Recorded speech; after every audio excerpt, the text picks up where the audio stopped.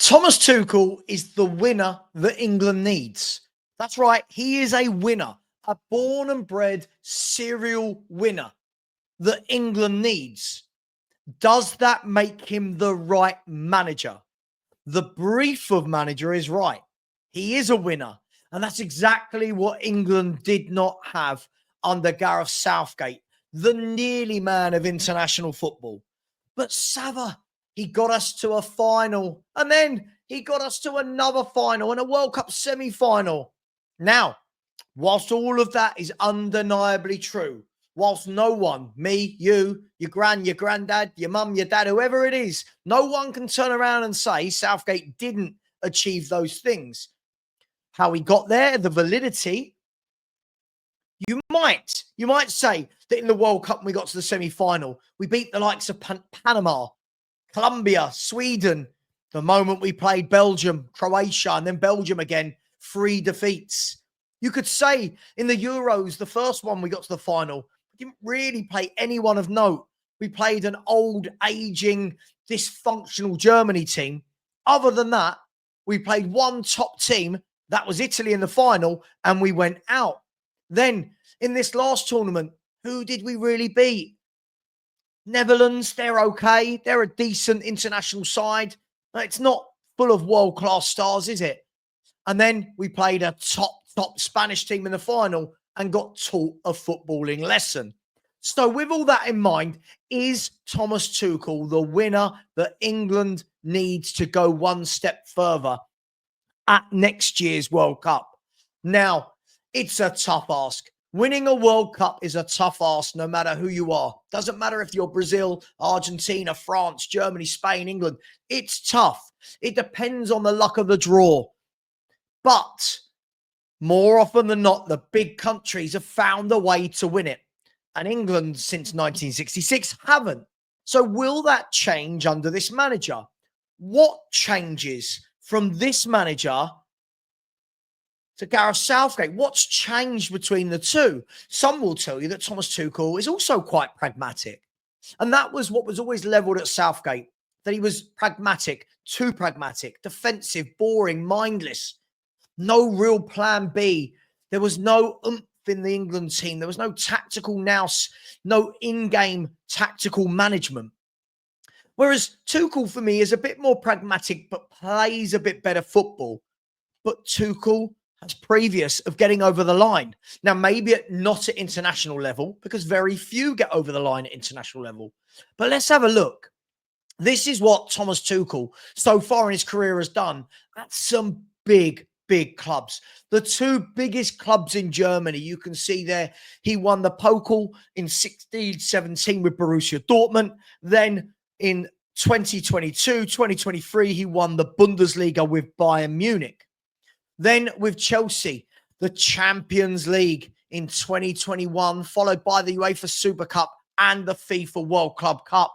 Then the biggest team in France, Paris Saint-Germain, you can see there, 2 league titles, the Cup of the Liga, the Trophy de Champion, and the Champions League runner-up, which we can't quite give him. But again, this is proof that he gets over the line. He has winning experience. Now, some people will watch this video and they'll claim the validity of, oh, but it's only France. Oh, but it's only Germany. I don't buy into that. I think there's good leagues everywhere.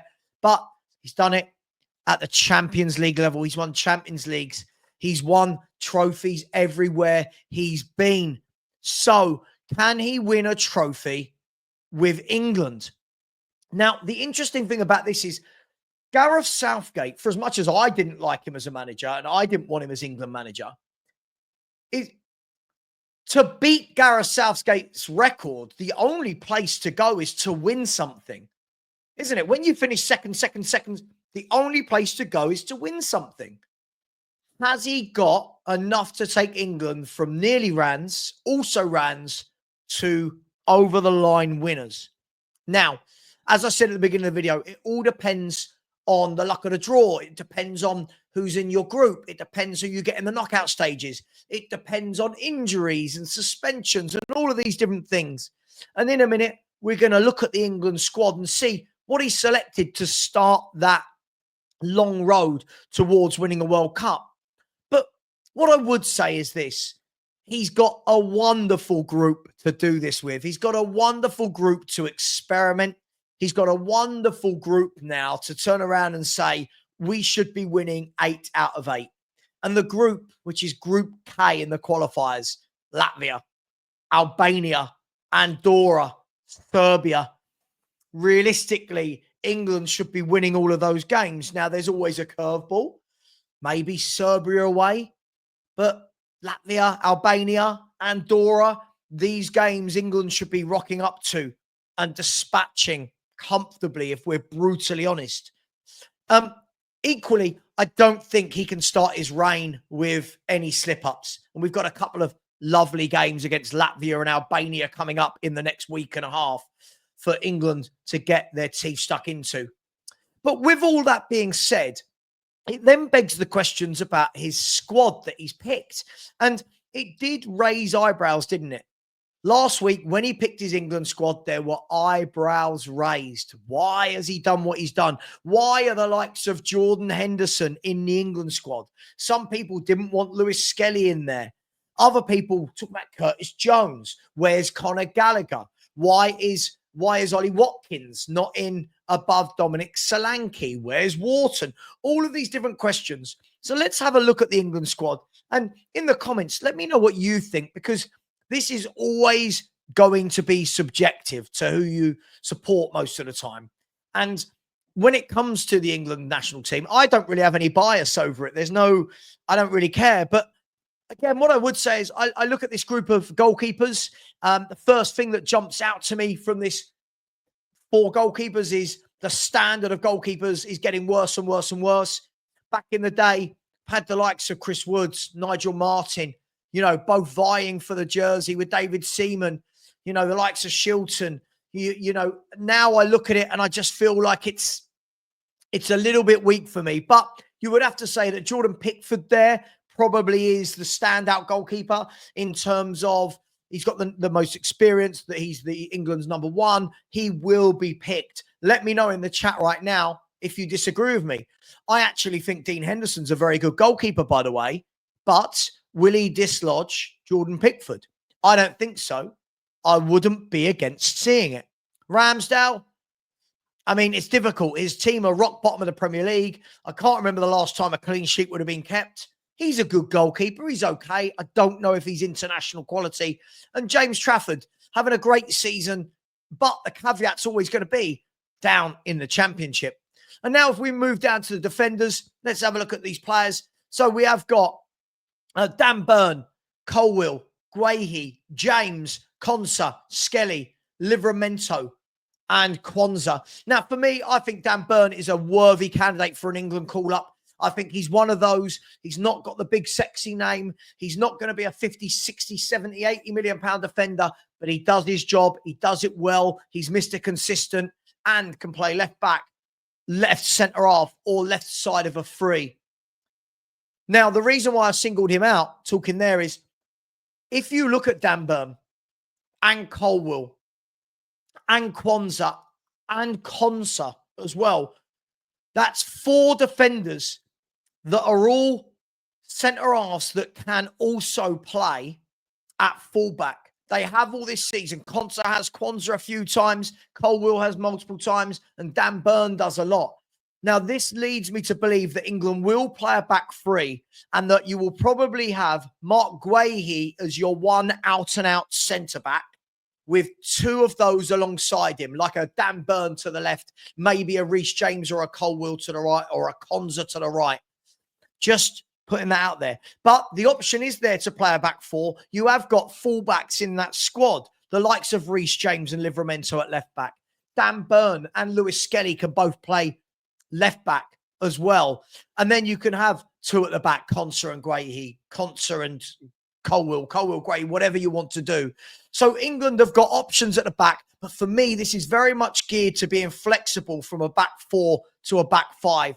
Now, when we look at the midfield, oh, by the way, and Kyle Walker in there as well. Sorry, how did I miss out Kyle Walker? Another one can play comfortably at right back, right wing back, or as the right side of a back 3. So let's watch this space. And right now in the chat, if you're watching this, please let me know. Do you think it's going to be a back 3? Do you think it's going to be a back 4? It's going to be wing backs, 3-4-3. What do you think is going to happen? Then when we look into the midfield, for me, the thing that stands out immediately is there's not too many out and out central midfielders. And what I mean by that is, and by the way, Morgan Gibbs-White has come in for Cole Palmer, we know. So when you look at Eze, Gibbs-White, Morgan Rogers, Curtis Jones, for me, they're all a little bit more attack-minded.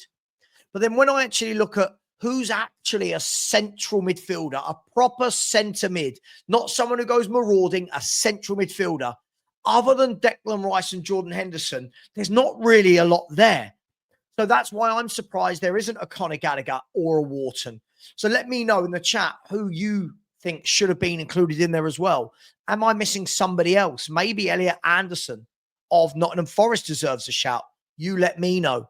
And then they haven't put Morgan Gibbs-White in, sorry, not Morgan Gibbs-White. They haven't put Bellingham in there. They put him in the forwards, but Bellingham is an attacking midfielder. So when you've got Bellingham, Rogers, Eze, Gibbs-White, it's a lot of attacking players. So I'm going to be very interested to see what do England do. Now, when we look at the forwards, this is interesting because the forward players there, you've got Harry Kane. He's going to start. There's no doubt. Harry Kane will start. Solanke, even as a Spurs fan, I don't think he deserves to be there. I don't know what he's done this season. I think if you are Ollie Watkins, you're going to be really peed off that he's in above you. Other than that, you've then got Foden and Bellingham, who are both more playmaker types, so could fall into the midfield category. It doesn't leave you a lot. You've got Rashford, who's back in. That's caused some controversy, hasn't it? Let me know what you think about Rashford. And then you've got Gordon and Bowen, who are more out-and-out wide men, even though Bowen can go and play through the middle. So there's the squad. For me, obviously, the question marks that I have to look at have to be Solanke and Rashford. Why are they in there? Even though Rashford's getting better and better at Villa.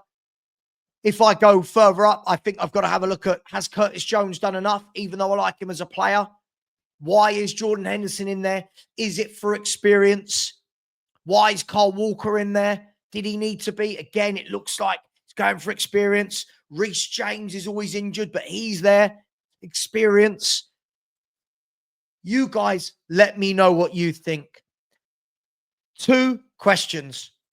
1, can Thomas Tuchel win the World Cup with England? 2, has he made a mistake picking the Walkers, the Rashfords, the Jordan Hendersons? Has he made a mistake? Let me know your thoughts on all things England. Listen, we've got the winner. We know he's a winner. Will he be a winner with England? Please like. Thank you for subscribing. We're on our way to 2,000 subscribers in just over 4 weeks. So please do smash that like button. Please subscribe. Thank you. Please join in the chat. I will respond to you. Appreciate it. Take care. And let's see what Thomas Tuchel is all about.